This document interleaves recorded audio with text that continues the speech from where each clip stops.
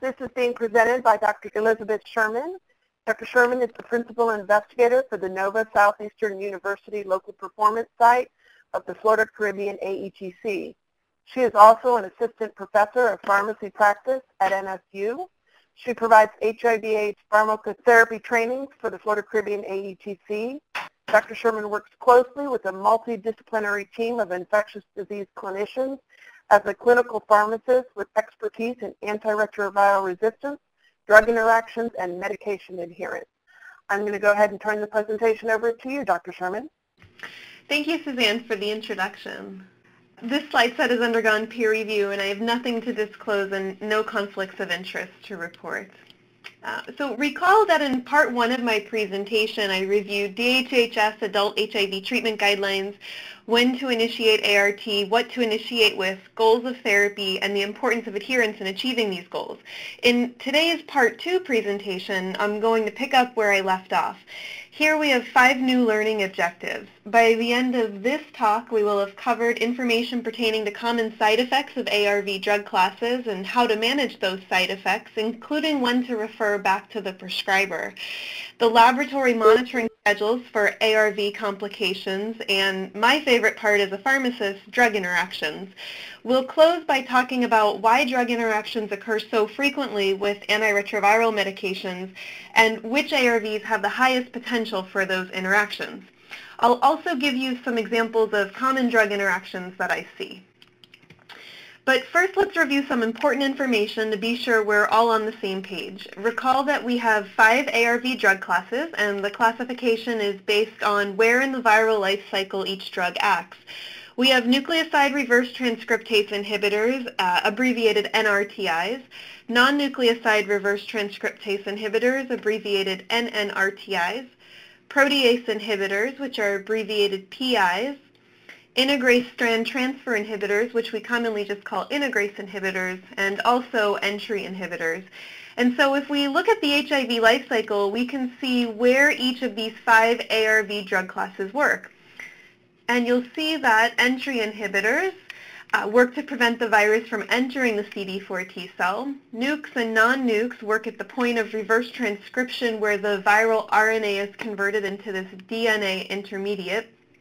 Integrase inhibitors work by preventing the viral DNA from being integrated into the host genome, and the protease inhibitors work at this final step here, preventing the virion from being cleaved off of the cell. And this slide shows our currently available antiretroviral medications organized by class. And you'll see that we have our nukes, our non-nukes, our protease inhibitors, entry inhibitors, integrase inhibitors. We have a class called pharmacokinetic enhancers, which are also known as boosters. And then I've separated out the single tablet regimens here. So these are the multi-class combination tablets that are 1 pill once a day. You'll also see and recall that every drug has a generic name, a 3-letter abbreviation, and also a brand name. And we've had some new drug approvals recently, and I've marked those newer agents with the new symbol. And you may have already seen some of these in clients that you're working with. Stribild, Triumeq, these are new fixed-dose combination tablets that are 1 pill once a day. Cobicistat is a new pharmacokinetic enhancer that can be used to boost levels of integrase inhibitors and also protease inhibitors.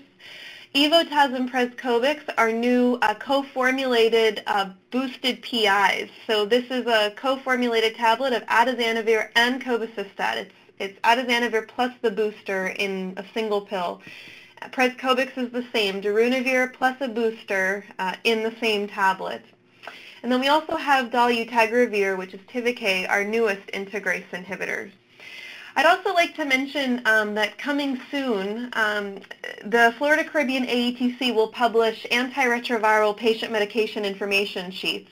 We're going to have one sheet for each antiretroviral drug, and the sheets will contain information such as how to take the medication, common side effects. So look for those on our website in the coming weeks.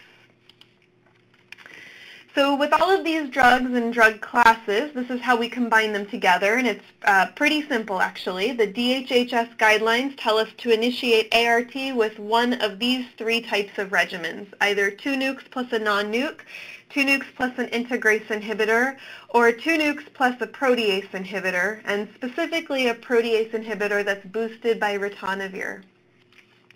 So here again are the recommended regimens based on the DHHS guidelines, and these are the regimens that are recommended regardless of a client's baseline viral load or CD4 count. And as discussed, you'll see here that the plan is to initiate 2 nukes plus always either a boosted PI or an integrase inhibitor or a non-nuke. And the preferred drug names are listed underneath their respective classes. So the preferred nukes are tenofovir and emtricitabine, and in some cases we can use abacavir and lamivudine. The preferred protease inhibitor include atazanavir or darunavir and boosted with ritonavir. The preferred integrase inhibitors include raltegravir, elvitegravir, or dolutegravir. And as noted, some of these are new to the market, particularly Stribild, which contains tenofovir, emtricitabine, elvitegravir, and cobicistat in a single pill, and also dolutegravir. And then the preferred non-nuke is efavirenz. So now let's discuss some common side effects of these antiretroviral drugs and drug classes and how to manage those side effects. And what I'd like to do is go through each of the 5 drug classes one by one and review common side effects, strategies for controlling them, and when to seek medical attention. I believe this information will be useful for you to increase your knowledge and to assist you in communicating more effectively with providers. So we'll begin with the nucleoside reverse transcriptase inhibitors, the NRTIs. All drugs in this class can cause mitochondrial toxicity, which I'll explain in a moment. AZT is known for causing anemia, and many of the medications may also cause gastrointestinal disturbances such as nausea, vomiting, and also some of them may contribute to myocardial infarction or heart attack risk, may cause bone mineral density abnormalities such as osteoporosis. Tenofovir has been implicated in kidney toxicity, and abacavir is associated with a hypersensitivity reaction. So now we'll spend a little bit more time reviewing each of these side effects. Mitochondrial toxicity is a type of toxicity that's caused by the fact that these medications can affect mitochondrial enzymes.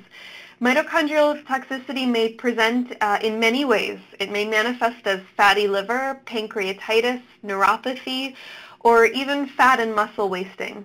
If patients have pancreatitis, they'll complain of nausea, vomiting, and abdominal pain. Mitochondrial toxicity does occur less frequently with some of our newer medications in this class, like tenofovir, abacavir, lamivudine, and emtricitabine, so the most commonly used NRTIs have the lowest incidence of mitochondrial toxicity, but it still may occur rarely. And it's important to refer to the provider for treatment any client that complains of fat in the stool, severe abdominal pain or cramping, pain or tingling in the hands or feet, shortness of breath, dizziness, or body fat changes, because any of these could be symptoms of mitochondrial toxicity. Anemia is a side effect that's often associated with the use of zidovudine, which is also known as AZT, and this is present in both combivir or trizavir. Clients that have anemia will experience a decrease in hemoglobin or hematocrit within weeks to months after initiating zidovudine, and those who become anemic may first complain of symptoms like headache, fatigue, weakness, pale skin. Anemia can become very severe, and it may even require a blood transfusion or a change in the ARV regimen. The gastrointestinal side effects of ART are often self-limiting and manageable. Small, frequent meals and ginger may help, and it's important to refer these clients to the provider because anti-nausea and anti-diarrheal agents may be useful here. Abacavir and didanosine have been linked to heart attacks, although this is controversial. The best thing for case managers to do is to encourage therapeutic lifestyle changes to decrease the client's risk of cardiovascular disease. And this includes encouraging physical activity, smoking cessation, healthy diet, and better control of blood pressure and cholesterol. Stavudine and tenofovir may be associated with bone mineral density changes, such as osteoporosis and osteopenia. An important intervention is to help the client to control modifiable risk factors, such as alcohol and smoking cessation, and to encourage routine weight-bearing exercise if appropriate. Clients should be referred to their providers for pharmacologic management. Tenofovir may contribute to worsening kidney function in those patients with pre-existing kidney impairment. And case managers could encourage adequate hydration in those patients taking tenofovir. If patients complain of decreased urine output, then you may want to consider referring to the provider for management. And lastly, abacavir is associated with a hypersensitivity reaction or a drug allergy in some individuals. This reaction is usually seen in the first few days of therapy with abacavir, and or a hypersensitivity reaction that often manifests itself as a fever or a rash, and it's actually a very serious reaction. We now pre-screen all individuals who will start on abacavir with a genetic test called an HLA-B5701 test. This is a test that's done before using abacavir to identify patients who are at an increased risk of developing the hypersensitivity reaction. If a patient is HLA-B5701 positive, then abacavir cannot be used because this patient would likely develop this drug reaction.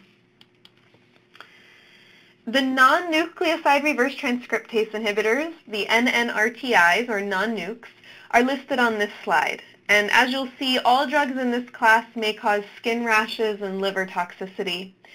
Efavirenz may also cause central nervous system side effects such as drowsiness, vivid dreams, irritability, insomnia, and depression. Efavirenz may also cause birth defects, and its use is contraindicated in the first trimester of pregnancy. For NNRTI-associated rashes, case managers can recommend using soaps and detergents for sensitive skin and avoiding perfume and cologne. These rashes should also be reported to the provider for management. All NNRTIs may also cause liver toxicity. So patients should be aware of symptoms of liver toxicity like yellow skin or eyes, nausea, vomiting, abdominal pain, dark urine, or light stools. These may be symptoms of drug-induced hepatitis or hepatotoxicity. You can also recommend that patients avoid alcohol, which can contribute to poor liver functioning, and refer to the provider if any of these signs or symptoms are present. Now, efavirenz is a commonly used NNRTI medication. It's a preferred non-nuke.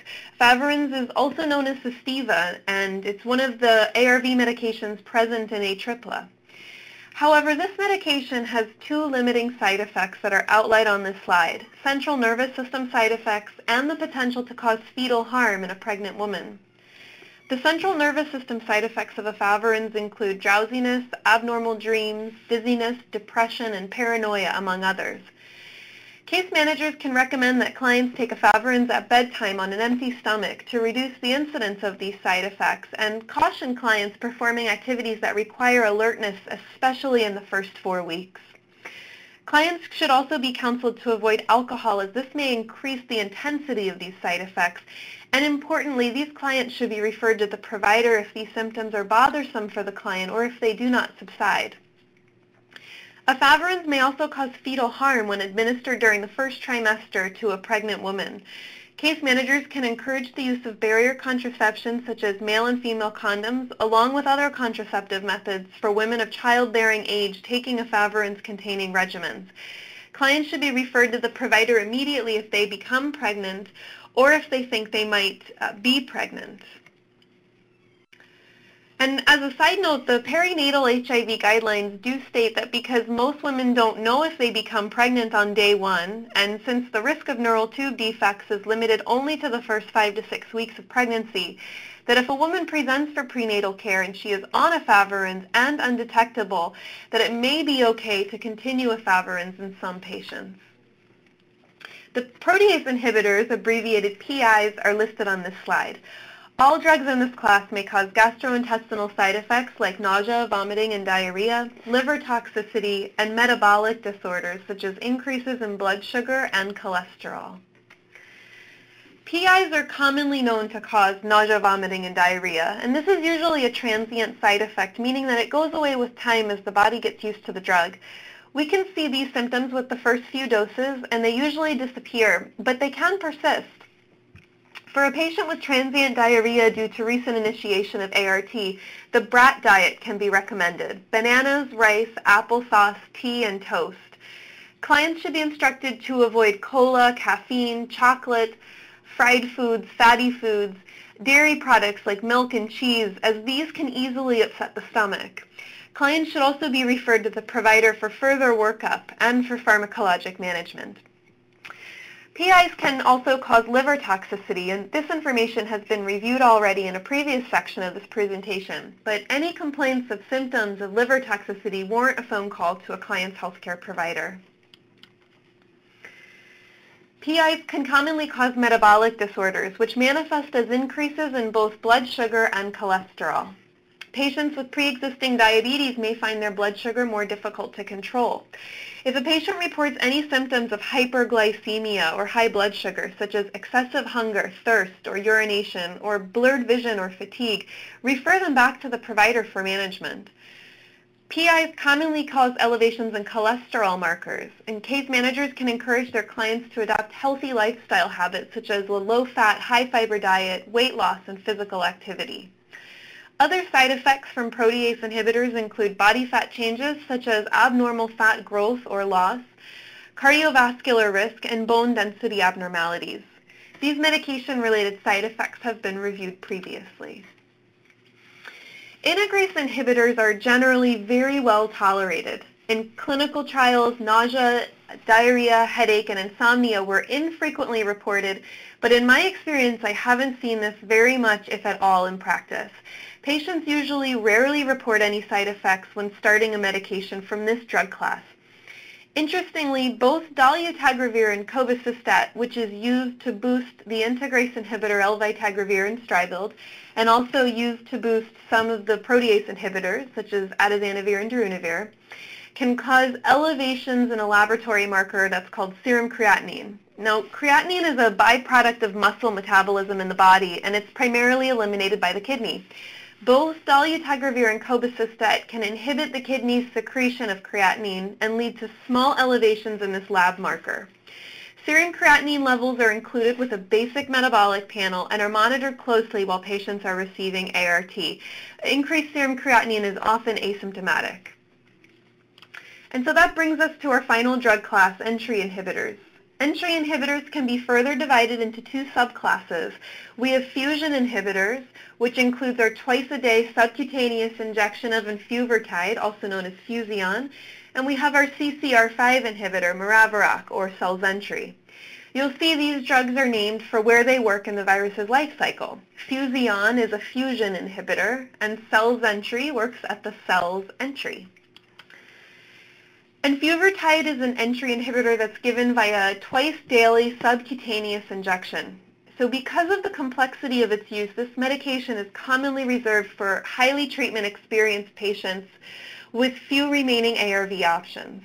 The most common side effect of this medication is injection site reaction, although rarely does this limit its use. Case managers can counsel clients to rotate injection sites so that no one spot becomes too tender, and also advise clients to avoid injecting into areas with little fat and to wear loose clothing around injection sites.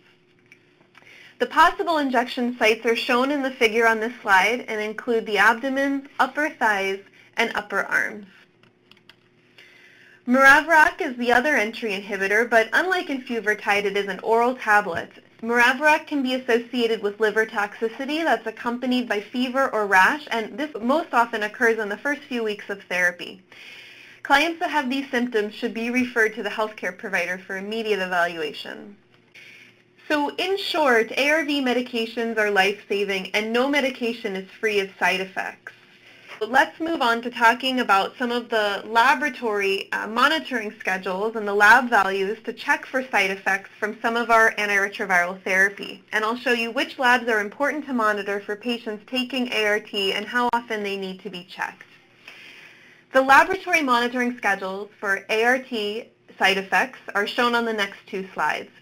We routinely monitor basic chemistry, and this includes kidney function, serum creatinine and electrolytes, complete blood count, or CBC, to check for hemoglobin and hematocrit, liver function tests, including AST, ALT, and total bilirubin, cholesterol, and blood glucose or sugar every few weeks to months for patients on antiretroviral therapy.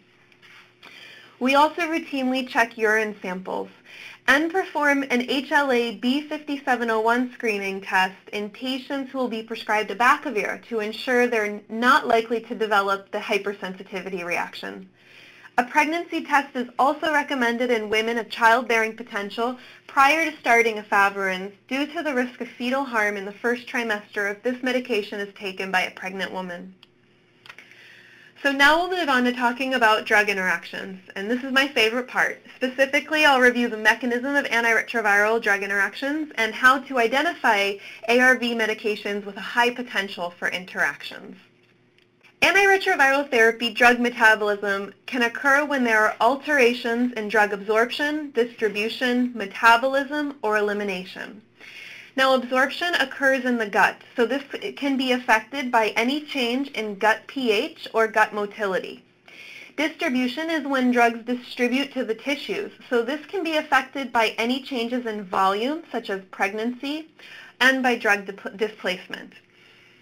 Metabolism mainly occurs in the liver, and most antiretroviral drug interactions occur at this step due to changes in hepatic drug metabolizing enzymes like cytochrome P450.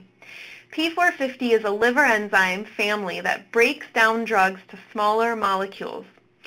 So you'll see on this slide that P450 drug metabolizing enzyme influences and is influenced by many antiretrovirals and many other drugs. PIs, non-nukes, maraviroc, integrase inhibitors, and cobicistat can be P450 substrates, inducers, or inhibitors. A P450 substrate is a drug that's metabolized by the liver's P450 enzyme. A P450 inducer is a drug that induces the production of the liver's P450 enzyme. And likewise, a P450 inhibitor is a drug that inhibits the liver's production of the P450 enzyme. I'll show you what this means on the next few slides, but remember that it's the P450 enzyme that's what's responsible for breaking down other drugs. So this in turn can cause a slew of other drug interactions. And then lastly, elimination, which occurs in the kidney. So this is how everything is supposed to work in the body. And this is the function of the P450 enzyme in the body under normal circumstances. We take a medication, the medication goes to the liver, and in the liver there's the P450 enzyme, and P450 enzyme breaks down the drug so the drug is useful in the body for a certain period of time.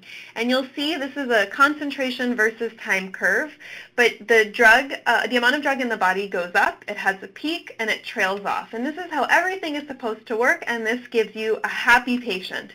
But there are two things that can go wrong here. We can add another drug that's an inhibitor of that P450 enzyme, or the opposite can happen. You can add another drug that's an inducer of that P450 enzyme. So here's what happens when we inhibit P450 with another drug. So we give our original drug and a second medication that inhibits the enzyme, and that enzyme inhibitor blocks the function of that enzyme. So now it's not able to break down the focused drug.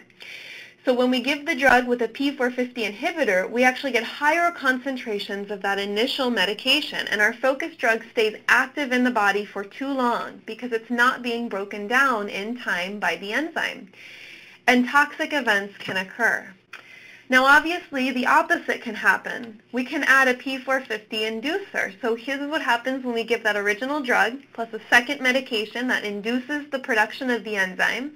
And so here with an inducer we're increasing the amount of enzyme that's in the body, and now we're breaking down the drug too quickly before it has any opportunity for full efficacy. So this also gives us an unhappy patient. This slide shows the 5 antiretroviral classes and how they're metabolized in the body. But what I'd like to call your attention to is this box here at the center of the slide, non-nukes, PIs, the integrase inhibitors elvitegravir and dolutegravir. and the CCR5 inhibitor maraviroc. These all influenced by that P450 enzyme in the liver. This means that these medication classes have the highest risk of drug interactions. And as you'll recall, first-line antiretroviral therapy usually combines 2 nukes plus either a non-nuke, a protease inhibitor, or an integrase inhibitor. So our patients on guideline-recommended ART are often at an increased risk of drug interactions. And these are just a small sample of some of the common classes of medications that have significant interactions with ARV medications. And this is not an all-exhaustive list. This is only some of them. Cholesterol medications, anti-acid therapies, medications for tuberculosis, hormonal contraceptives, some of our asthma inhalers, specific seizure medications, medications for hepatitis C, which is a commonly occurring co-infection in our patients, erectile dysfunction medications, and even some herbal and dietary supplements. So as you can see, patients on ART are often at a risk for drug interactions because so many of our patients are taking medications that would be on this list. So it's important to always ask each client if they have had any medication changes at each encounter and to notify the prescriber of these medication changes. If patients are getting all of their medications from a single pharmacy, then the pharmacist is also checking for these interactions whenever a medication list changes. So now what I'd like to do is focus on the 2 biggest drug interactions that I see on a daily basis, and these are drug interactions between antiretroviral therapy and cholesterol medications, and drug interactions between ARVs and anti-acid therapies. The cholesterol medications, these are also known as statins, are P450 substrates. Again, this means that they all get broken down in the body by the P450 enzyme. Now, the different statins are broken down by that P450 enzyme to a different extent, some much more than others.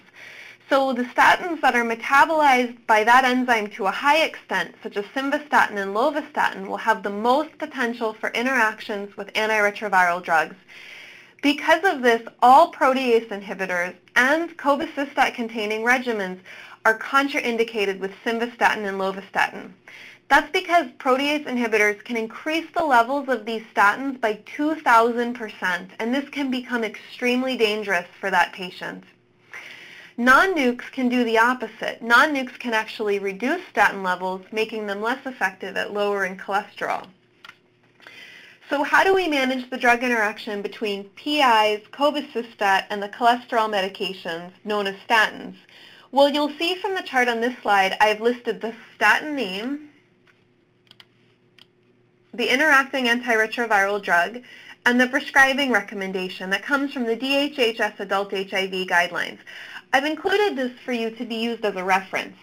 You'll see that importantly, lovastatin and simvastatin are contraindicated, and some of our other statins are safe to use, while some may also have a dose limitation. I think it's important for case managers to be aware of this interaction because some insurance formularies may only include certain statins and require a prior authorization to get one that does not interact with the client's ARVs. I've never had a problem getting that done, though. The second major interaction I've seen often is a drug interaction between antiretrovirals and anti-acid therapies. There are many different types of medications that can reduce stomach acid. These include over-the-counter antacids that contain aluminum, magnesium, or calcium carbonate. And so these are known as Maalox, Mylanta, Tums, or milk of magnesia. There are also H2 blockers, such as ranitidine, which is Zantac, famotidine, which is Pepcid, and some of these are also available over the counter. And there are also proton pump inhibitors, which include omeprazole, which is Prilosec, and pantoprazole, which is Protonix. Some of these are available over the counter too. The problem with these anti-acid medications is that some of our ARVs require an acidic environment in order to be fully absorbed. So if a patient takes an antacid medication that makes less stomach acid, then they may not fully absorb the ARV medication, making it less effective. Some of the commonly used ARVs that interact with antiacid medications include atazanavir, which is Reataz, our preferred protease inhibitor, and rilpivirine, which is one of the components in Complera. Lastly, our integrase inhibitors can have interactions with the aluminum, magnesium, or calcium-containing antacids. Now, integrase inhibitors do not require an acidic environment.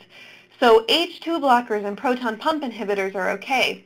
But the thing is, the integrase inhibitors work by binding to a pocket on the viral integrase enzyme that carries a positive charge.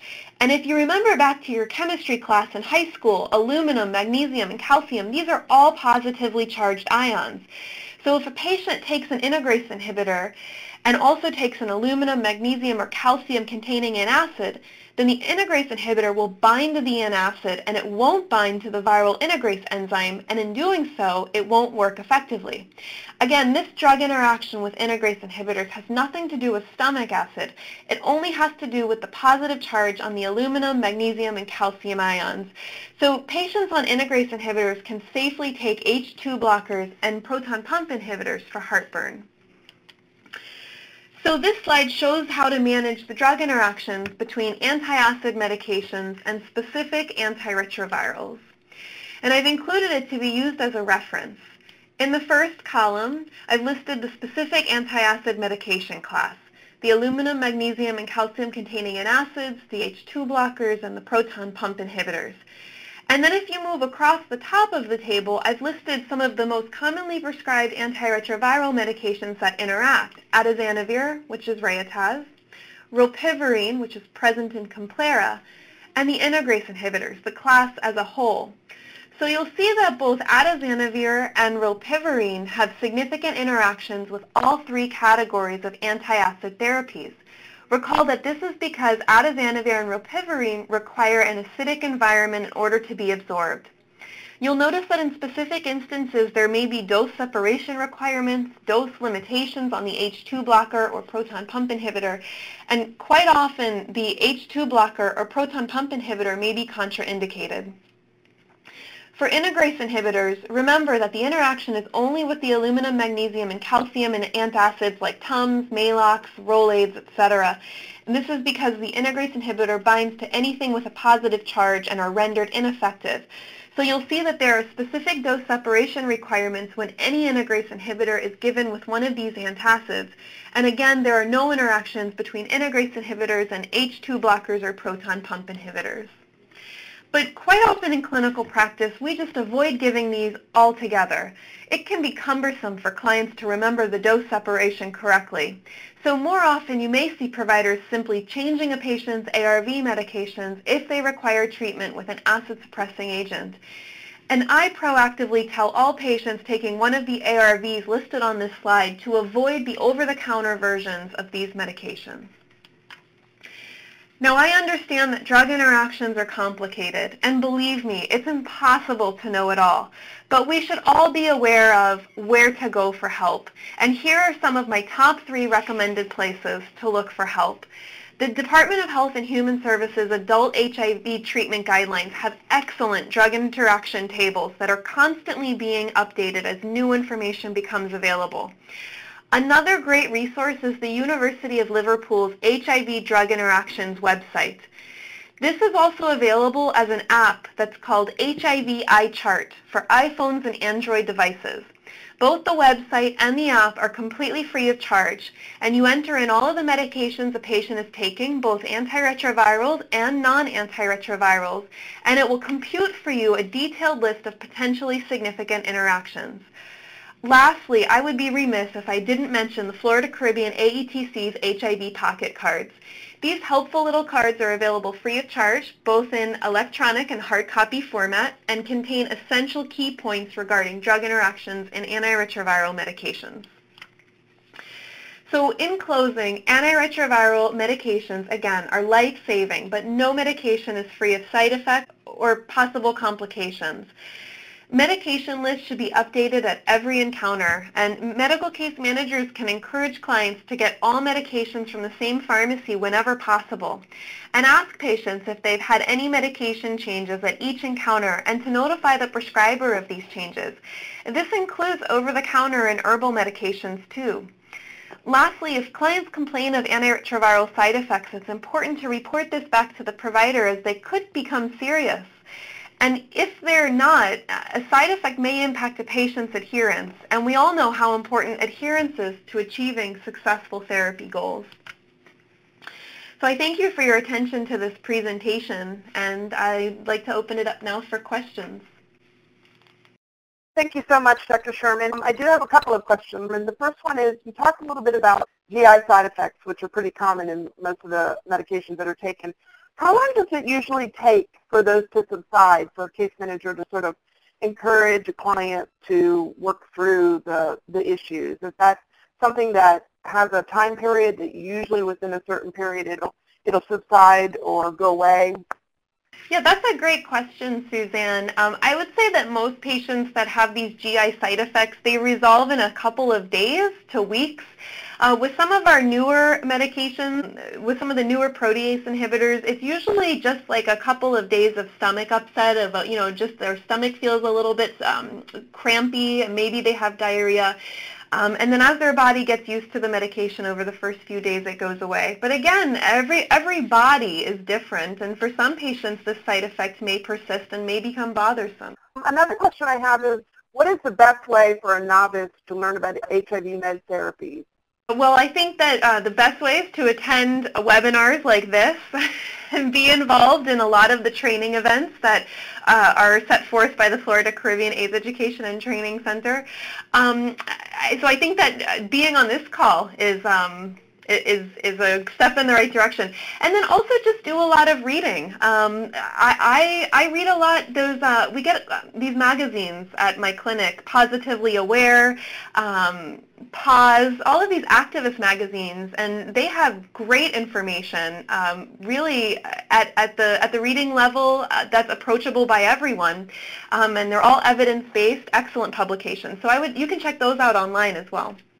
So another question is, a lot of, with the ADAPT, if you're familiar with the AIDS Drug Assistance Program, and also people who work for some larger companies like the state, and they have been required to now get their medications through CVS and Caremark, where they're getting their antiretrovirals through the mail, but they're getting their other medications at the local pharmacy. Have you found that there's a problem with getting their medications from two different sources and the not being able to see if there's interactions between drugs or issues with that? Right. So we know that any time that a patient needs to utilize more than one pharmacy, that this makes it more difficult for a pharmacist to be aware of potential drug interactions. This is why it's so important that medication lists are updated by the provider every single time something changes, and that providers are asking patients about over-the-counter herbal product use, anything that may have changed since they last saw them. And I bring that up because I'm not sure how great all of our providers are when they're given only 15 minutes to see a patient, write the notes, send the meds, and get everything done. That's why I think medical case managers have such an important role, because they really can talk to patients, find out if medication lists change, and if anything has changed, to relay that information back to the prescriber. A lot of times patients will share something with the case manager that they won't with their provider, particularly if they're taking alternative meds like herbs or things from another country.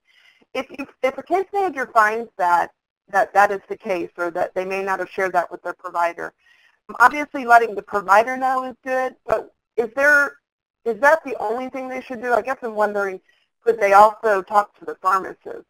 Or is it really something it's better to just talk to the provider and then let the provider deal with it and make any changes?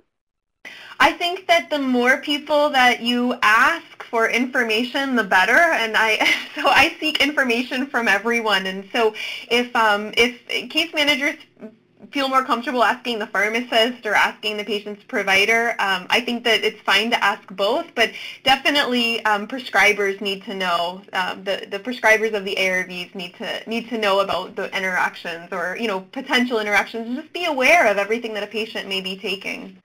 I have a specific question regarding Fusion. Is there a point in time with a patient who might be taking Fusion that they could ever stop that medication and be on antiretrovirals, maybe new medications that have come out that they're not resistant to, and not be on Fusion? Or is that something that once it's started, it's something that has to stay? Oh, that's a tough question to answer, and it's very patient specific. But when Fusion first came to the market, it was our fourth antiretroviral drug class. So we had nukes, non-nukes, PIs, and then we had entry inhibitors. Since that time, we've had a second entry inhibitor, Maraviroc. So there's a potential that someone taking Fusion might be able to switch to the PO, the oral entry inhibitor, Maraviroc Filzentry. And we've also had a new drug class come out, the integrase inhibitors. So there's also potential that that drug class, if it hasn't been used before, could be a potential option. But it's very patient-specific, and of course it would depend on their resistance test results, but there may be other options with the newer drug classes. And then another question that has come up is, what does mitochondrial mean? Oh, it's a great question. Inside all of our cells are little powerhouses of the cell called a mitochondria. So, we have a cell wall and a nucleus, and there's also something floating around in the cell called a mitochondria, and it's what provides all of the energy to the cell. And so mitochondrial toxicity happens as a result of NRTIs, because NRTIs just happen to destroy a mitochondrial enzyme. The Florida Caribbean AIDS Education and Training Center's mission is to ensure that physicians, nurses, nurse practitioners, physician assistants, dentists, pharmacists, case managers, and other healthcare professionals in Florida, Puerto Rico, and the U.S. Virgin Islands receive state-of-the-art information, training, and consultation on the prevention, chronic disease management, and treatment of HIV and AIDS. Funding is provided by the HIV/AIDS Bureau of the Health Resources Services Administration, U.S. Department of Health and Human Services.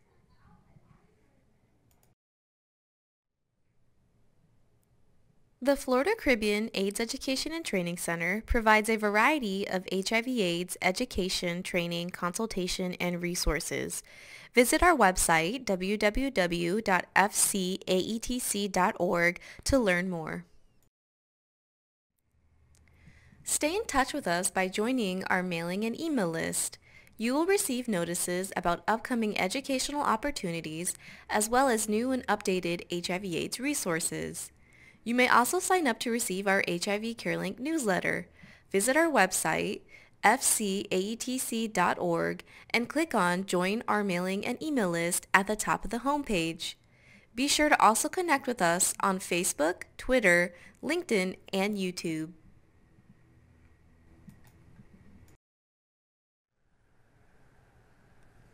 The Florida Caribbean AETC provides consultation services to clinicians in Florida, Puerto Rico, and the U.S. Virgin Islands.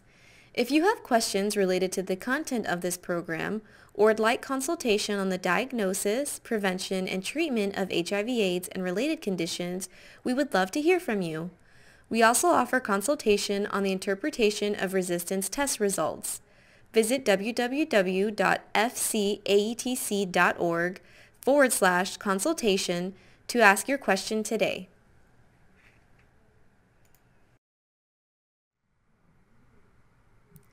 The Florida Caribbean AIDS Education and Training Center provides pocket-sized treatment guideline resources that detail the federally approved HIV/AIDS medical practice guidelines, such as the adult antiretroviral therapy, hepatitis, pediatric antiretroviral therapy, adult opportunistic infections, tuberculosis, and pre-exposure prophylaxis, non-occupational post-exposure prophylaxis, and occupational PEP. In addition, we have summarized common practices for the post-exposure prophylaxis in pediatrics adolescents. We have also developed resources that provide an overview for treatment of sexually transmitted diseases in HIV-infected patients and therapeutic agents for oral manifestations. Visit our website to download or request copies of these resources.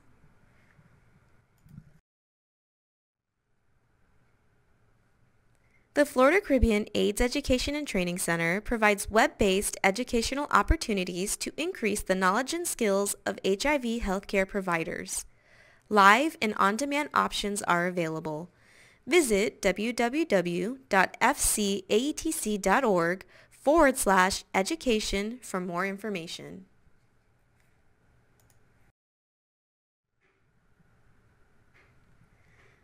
Florida Caribbean AIDS Education and Training Center, Project ECHO, provides a web-based didactic presentation on a current HIV treatment issue based upon current Department of Health and Human Services and other accepted treatment guidelines. Project ECHO also provides an opportunity to discuss case presentations submitted by participants and an opportunity to network with both your peers and HIV experts. All members of care and treatment teams, including case managers, are welcome to participate. Information discussed is targeted at providers with basic or intermediate HIV/AIDS treatment experience. Choose from 4 session types. Visit www.fcaetc.org/ECHO to view upcoming sessions and to register.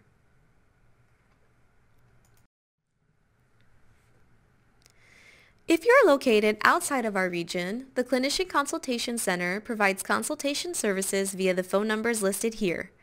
Or you may also visit www.nccc.ucsf.edu for more information. To locate the AETC in your region, visit www.aidsetc.org.